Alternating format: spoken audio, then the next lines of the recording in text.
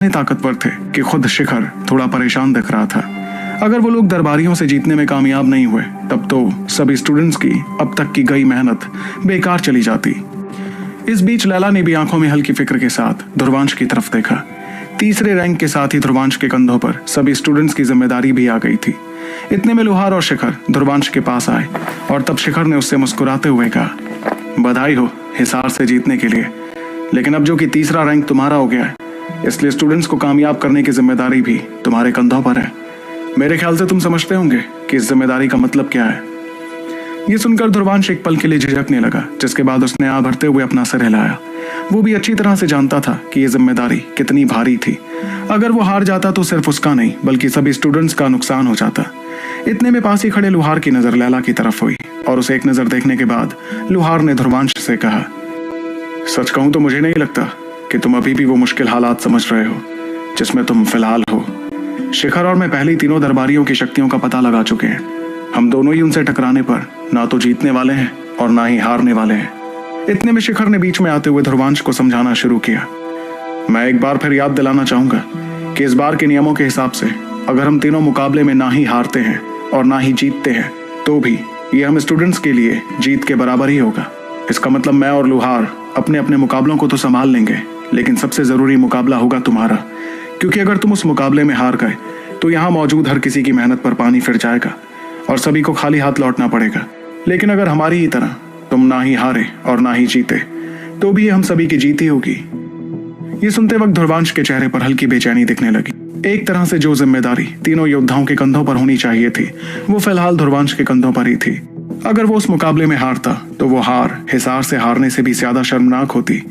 इस बीच शिखर और लुहार चुपचाप ध्रुवांश को देखते गए। वो भी समझ रहे थे कि ये सब ध्रुवांश के लिए कितना मुश्किल था। वहां मौजूद हर कोई ये बात अच्छी तरह जान चुका था कि अब सब कुछ ध्रुवांश पर ही निर्भर था। इतने में लुहार ने हल्की झिझक के साथ लैला को देखा और फिर ध्रुवांश से कहा, देखो अगर तुम्हें लगता है कि तुम इतनी बड़ी जिम्मेदारी संभाल नहीं पाओगे तो तुम अभी हमें बता सकते हो। फिक्र मत करो, अगर तुम पीछे हटते भी हो तो भी कोई तुम्हें कुछ नहीं कह पाएगा। आखिर तुम एक नई योद्धा जो हो जिसने इतनी जल्द इतना ऊंचा मकाम हासिल कर लिया है। इस दौरान शिखर मुस्कुरा रहा था और उसने ध्रुवांश के कंधों पर हाथ रखते हुए कहा, इतना परेशान होने की कोई बात नहीं है दोस्त। लुहार ने जो कुछ कहा वो गलत नहीं है। सच कहूं तो मुझे भी अभी याद आया कि तुम तो एक नए योद्धा हो। अगर तुम्हें खुद पर जरा सा भी शक है तो पीछे हटना ही बेहतर होगा। सबसे बुरा यही होगा कि मुझे थोड़ा और जोर लगाना पड़ेगा लिशांक भाई से मुकाबला करते वक्त। कोई बात नहीं, मैं किसी से डरता भी नहीं। जिस वक्त ध्रुवांश के दिमाग में बहुत सी बातें चल रही थी उतने में लैला चलकर उसके पास आई और उसने ध्रुवांश का हाथ थाम लिया। फिर जैसे ध्रुवांश ने उसकी तरफ देखा, देखो प्यारे भाइयों और उनकी बहनों, वैसे तो मैं जानता हूँ कि जिम्मेदारी बहुत ही बड़ी है, लेकिन मैं पीछे हटने वालों में से तो नहीं हूँ। अगर सामने शेर भी आएगा तो भी उसके मुंह में हाथ डालकर रहूंगा। यही ध्रुवांश का स्टाइल है। वैसे भी ताकतवर बनने की इस होड़ में जिसके पास जिगरा ही नहीं तो वो क्या ताकतवर बनेगा। ऐसा कहते वक्त ध्रुवांश लैला की तरफ देख रहा था जिसे उसने वादा कर रखा था सबसे ताकतवर योद्धा बनने का। ऐसे में अगर वो अभी जिम्मेदारियों से घबरा जाता तब तो वो कभी लैला के साथ होने के लायक ही नहीं होता। वहीं ध्रुवांश की आंखों में झलकते यकीन को देखकर शिखर और लुहार थोड़े हैरान हुए, लेकिन अगले ही पल वो मुस्कुराने लगे। ध्रुवांश ने भी मुस्कुराते हुए पहाड़ी की चोटी की तरफ देखा। उसे पता था कि वहां 3 योद्धा बैठे हुए थे जिन्हें हराना तकरीबन नामुमकिन माना जाता था। मगर इस बारे में सोचकर ध्रुवांश के चेहरे की मुस्कुराहट और ज्यादा बढ़ गई और उसने कहा, तुम दोनों बिल्कुल फिक्र मत करो, चाहे हार हो या जीत, मेरे सामने जो भी दरबारी आएगा ना उसे मजा तो बिल्कुल नहीं आएगा मुझसे मार खाने में। बस उससे पहले मैं थोड़ी देर आराम कर लूं अपनी खर्च की हुई शक्तियों को वापस हासिल करने में। शिखर और लुहार उसकी बात के लिए राजी हुए, जिसके बाद वो लोग भी अपनी ट्रेनिंग करने के लिए वहां से थोड़ी दूर चले गए। इस बीच लोगों में बातें होती रही और हर कोई सोचता गया कि आखिर कैसे ध्रुवांश ताकतवर दरबारी से बिना हारे रहता। तब ध्रुवांश मौका देखकर पास ही बने एक टीले पर चला गया जहां बैठकर वो ट्रेनिंग करने लगा। इतने में उसे हवा की आवाज आई और लैला उसके बगल में आकर मुस्कुराते हुए कहने लगी, क्या बात है ध्रुवांश, डर लग रहा है? इस पर ध्रुवांश मजबूरी में आ भरने लगा। अगर वो मामला सिर्फ उससे जुड़ा होता तो उसे बिल्कुल भी फिक्र नहीं होती, लेकिन यहाँ तो उसके कंधों पर हजारों स्टूडेंट्स के कामयाब होने की जिम्मेदारी थी। ऐसे में अगर वो ये कहता कि उसे डर ही नहीं लग रहा था तो ये झूठ होता। तब लैला ने उसके चेहरे की घबराहट देखकर मुस्कुराते हुए कहा, क्या बात है, ध्रुवांश राजवंशी डर रहा है? कुछ देर पहले तो बहुत जांबाज बन रहे थे, तो अब क्या हुआ? ये सुनते ही ध्रुवांश ने अपना सिर हिलाते हुए कहा, लैला, बाजा अंदर से चाहे कितना भी क्यों ना फटा हो, उसके फटने की आवाज़ किसी को सुनाई नहीं देनी चाहिए, नहीं तो कोई उस बाजे पर भरोसा ही नहीं करेगा। फिक्र मत करो, मुझे चाहे कितना भी डर क्यों ना लगे, मैं हारने नहीं वाला। तुम हो ना मेरे साथ।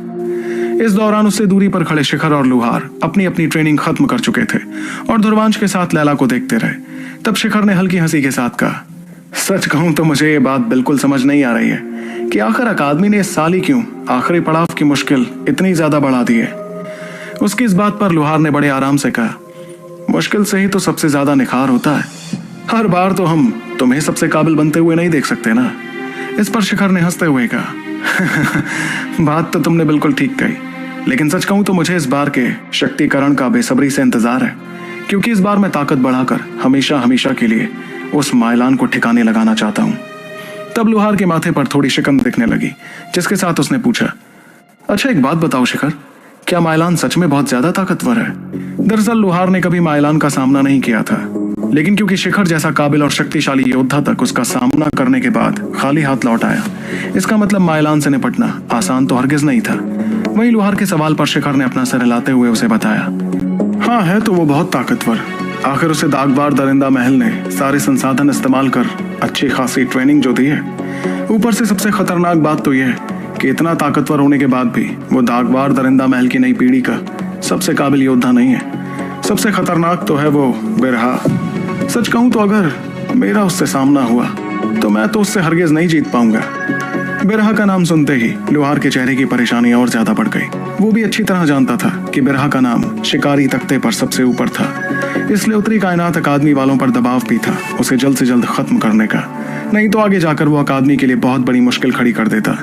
इतने में शिखर ने मुस्कुराते हुए आगे कहा, इस शिकार जंग के बाद अगर तुम्हारे पास करने को और कुछ नहीं हो तो मुझे बताना, हम दोनों एक साथ अकादमी के बाहर जा सकते हैं और कोशिश कर सकते हैं माइलान और बिरहा का सामना करने की। ये सुनकर अंदर ही अंदर लुहार को काफी अच्छा लगा, क्योंकि ऐसे बहुत से लोग नहीं थे जिन्हें शिखर अपना साथी बनाने के काबिल समझता था। लेकिन लुहार ने अपनी नजर चेतना चमक पहाड़ की तरफ करते हुए कहा, सबसे पहले तो हमें ये मसला सुलझाना पड़ेगा, उसके बाद ही सोचेंगे कि आगे क्या करना है। अगर हम इस बार दैव चमक शक्तिकरण में नाकाम रहे तो दागबार दरिंदा महल से निपटने का हमारा इरादा हमें काफी टालना पड़ जाएगा। इस बात से इत्तेफाक रखते हुए शिखर भी अपना सर हिलाने लगा, जिसके बाद उसकी नजरें ध्रुवांश की तरफ हुई। वो भी जानता था कि इस बार सारी उम्मीदें ध्रुवांश पर ही टिकी थी। देखते ही देखते रात होने लगी और तीनों योद्धाओं ने फैसला किया कि वो अगले ही दिन पहाड़ की चोटी पर जाएंगे और आखिरी पड़ाव का सामना करेंगे। रात में सभी योद्धा एक साथ बैठ गए और तब शिखर सभी लोगों को समझाने लगा कि चाहे मुकाबले का अंजाम कुछ भी क्यों ना हो, उन तीनों पर दोष डालना सही नहीं होता। उसकी बात समझते हुए बहुत से योद्धाओं ने हामी भी भरी। इस बीच उस इलाके में और ज्यादा भीड़ बढ़ने लगी, क्योंकि लगातार योद्धा उस जगह पर पहुंचते जा रहे थे जिस वक्त दैव चमक की दुनिया में अगली सुबह का इंतजार किया जा रहा था। उस वक्त बाहरी दुनिया में तो काफी हलचल मच गई थी। हर कोई उस बड़े से आईने को ही देखता जा रहा था जिसके जरिए दैव चमक की दुनिया को देखा जा सकता था। सभी को पता चल गया था कि शिकार जंग का आखिरी पड़ाव आखिरकार आ ही गया था और हर कोई बेचैनी के साथ उस चुनौती का इंतजार करता गया। धीरे धीरे रात गुजरने लगी और जब सुबह हुई तो सभी को आईने के अंदर बहुत सी हवाएं चलती दिखाई देने लगी। इन हवाओं के साथ ही 3 चमकदार रोशनियां पहाड़ के नीचे से सीधे उसकी चोटी की तरफ जाती दिखी। जैसे ही तीनों योद्धा उस पहाड़ी पर पहुंचे तो ध्रुवांश को शिखर और लुहार के साथ देखकर उत्तरी कायनात अकादमी के सभी योद्धाओं में खलबली मच गई। चेतना चमक पहाड़ी पर 3 बादल दिख रहे थे जिनके ऊपर मौजूद थे 3 बेहद शक्तिशाली योद्धा। उन तीनों की आंखें खुली थी और उनमें जरा सी भी हलचल नहीं दिख रही थी। इन शांत आंखों के साथ वो लोग सामने खड़े तीनों योद्धाओं की तरफ देख रहे थे। बादलों पर बैठे 3 शांत योद्धा थे, सजा दरबार के तीनों दरबारी और अपने वक्त के वीर रैंकिंग के टॉप 3 योद्धा। उस जगह पर किसी तरह का शोर नहीं था कि तभी तीनों दरबारियों ने धीरे धीरे आगे आना शुरू कर दिया। इस बीच और भी बहुत से लोग पहाड़ की चोटियों पर पहुंच गए थे, क्योंकि हर कोई उस आखिरी पड़ाव को देखने के लिए बेताब था। तीनों दरबारियों के आगे बढ़ने पर चेतना शक्तियों में अजीब सी हलचल हो रही थी और तभी सबसे आगे खड़े दरबारी ने मुस्कुराते हुए कहा, शिखर, आखिरकार तुम यहाँ आ ही गए। उस योद्धा की इस बात पर शिखर ने भी मुस्कुराते हुए कहा, लिशांक भाई, काफी वक्त लग गया मुझे यहाँ तक आते आते, लेकिन अच्छा है कि मैं यहाँ पहुंच ही गया आप लोगों के सामने। इस बीच ध्रुवांश भी उस दरबारी को देखता जा रहा था, क्योंकि बीती रात उसे पता चला था कि तीनों दरबारियों में लिशांक सबसे ज्यादा ताकतवर था और उसकी शक्तियां महसूस कर ध्रुवांश गहरी सांस लेने लगा। ऐसा इसलिए क्योंकि लिशांक आसानी से शुरुआती महावीर रैंक से भी आगे पहुंच चुका था। ऊपर से लिशांक ताकत का यह मकाम इतनी कम उम्र में हासिल कर पाया, ये तो और भी ज्यादा काबिले तारीफ था। इतने में लिशांक के दाहिनी तरफ खड़े लड़के ने मुस्कुरा कर कहा, इंतजार की तो कोई बात ही नहीं की जा सकती। खैर, अब जो कि तुम तीनों यहाँ आई गए हो आखिरी पड़ाव के लिए, तो हम तुम्हारा इम्तिहान अच्छी तरह लेंगे। ये बात कही थी लाल कपड़ों वाले एक लड़के ने, जिसके बाल आग की लपटों जैसे लग रहे थे। इतना ही नहीं बल्कि उसके आसपास की जगह धुंधली दिख रही थी, क्योंकि वहां का तापमान काफी ज्यादा था। इतने में लुहार ने ध्रुवांश से फुसफुसाते हुए कहा, वो है गिलार जिससे तुम्हारा मुकाबला होने वाला है। और ध्रुवांश को जैसे इस बात का पता चला तो उसके चेहरे की शांति में बदलाव हुआ। गिलार के आसपास की चेतना शक्तियां काफी ज्यादा खतरनाक लग रही थी, और भले ही वो लिशांक जितना शक्तिशाली नहीं था, लेकिन ध्रुवांश को उससे खतरा तो महसूस हो ही रहा था। ध्रुवांश जानता था कि इन तीनों दरबारियों में किसी से भी निपटना आसान नहीं होने वाला था। तो क्या होगा जब ध्रुवांश का मुकाबला होगा तीनों दरबारियों में से एक गिलार से, और क्या वो गिलार को टक्कर देकर स्टूडेंट्स की उम्मीद जिंदा रख पाएगा? जानने के लिए सुनते रहिए सुपर योद्धा, सिर्फ